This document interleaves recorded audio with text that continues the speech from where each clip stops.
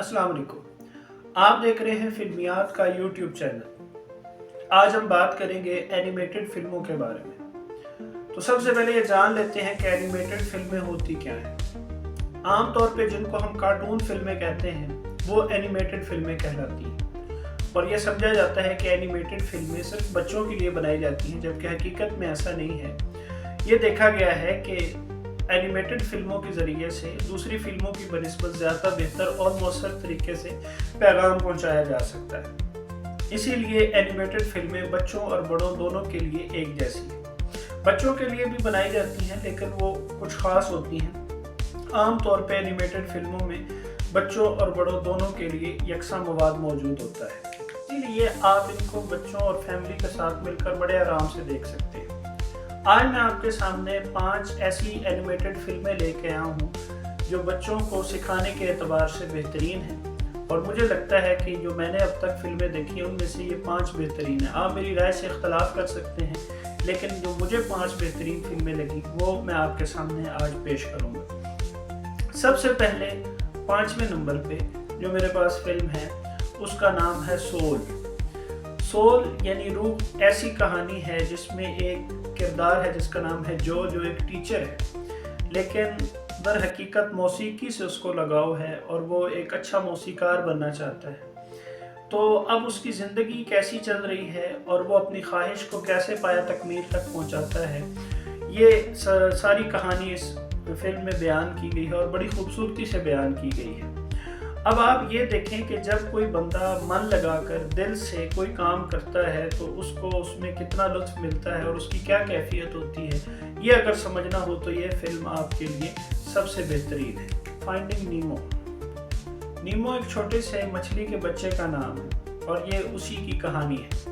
इस फिल्म में हमें ये बताया जाता है कि नीमो और उसके बेशुमार बच्चे भी अंडों में ही थे कि एक शार्क ने हमला किया और उसके तमाम बहन भाई अंडों में पैदा होने से पहले ही मारे गए, और इसी हमले में उसकी माँ भी मारी जाती है और वो अपने तमाम बहन भाइयों में से बचने वाला इकलौता बच्चा। जब वो पैदा होता है तो उसका एक पर नहीं होता, यानी एक बाजू नहीं होता, और उसको जब उसके इब्तदाई दिन होते हैं अभी तो उसको गोताखोर पकड़ के ले जाते हैं। तो उसका बाप कैसे उसको ढूंढता है और कैसे उसकी जिद्दोजहद होती है, ये तमाम चीज़ें देखने से ताल्लुक़ रखती हैं और बड़ी खूबसूरती से हमें यह समझाया गया है कि जब आप कुछ कर गुजरने की ठान लेते हैं तो फिर दुनिया की कोई ताकत भी आपको रोक नहीं सकती। फिल्म है द गुड डायनासोर। ये बहुत ही खूबसूरत फिल्म है और ज़ाती तौर पे ये मेरे दिल के बहुत करीब फिल्म है। इस फिल्म में हमें ऐसे वक्त की कहानी बताई जाती है जब ज़मीन पे डायनासोर रहते थे। तो एक छोटा सा डायनासोर का ख़ानदान है जिसका एक रुकन है आर्लो। वो बुज़दिल है, अपने बाप की तरह बहादुर नहीं है और वो कुछ कर गुजरना चाहता है, लेकिन उसकी फितरती बुज़दिली जो है वो आड़े आती है।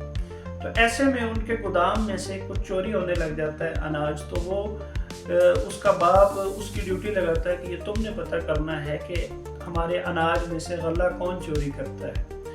अब वो जब ढूंढता है तो उसे एक छोटा सा इंसानी बच्चा मिलता है जिसका नाम होता है स्पार्ट। अब आर्लो और स्पार्ट की आपस की कैसी केमिस्ट्री है, कैसी कहानी है, और बाद में उनको एक दूसरे के साथ रहते हुए क्या क्या मुश्किलात पेश आती हैं और किस तरह की उनकी जिद्दोजहद होती है, ये सारी चीज़ें बड़ी खूबसूरती से और बड़ी सादगी से फिल्माई गई हैं। इस फिल्म के डायरेक्टर को जितनी भी दाद दी जाए वो कम है कि उसने एक बड़ा ही खूबसूरत तरीके से हमें ज़िंदगी का एक अक्स हमारे सामने पेश किया, और ज़िंदगी में अगर इंसान अपने खौफ को पसे पुश्त डाल दे तो वो क्या कुछ नहीं कर सकता। ये सबक बड़ी खूबसूरती से इस फिल्म में दिखाया गया है, और ये फिल्म जज्बाती भी है, यानी आखिर पे आपको ये रोने पे भी मजबूर कर सकती है। तो कमज़ोर दिल अफराद इसको अगर देखना चाहें तो अपनी गारंटी पे देखें, हो सकता है कि आप आखिरी चंद मनाजिर देखते हुए रो पड़ें। नंबर पे फिल्म है बैलेरीना। बहुत ही खूबसूरत फिल्म। 2 यतीम बच्चों की कहानी है जो यतीम खाने में पढ़ रहे हैं, लेकिन यतीम खाने का जो जालिम वार्डन है उसके जुल्म से तंग आकर वो वहाँ से भागना चाहते हैं।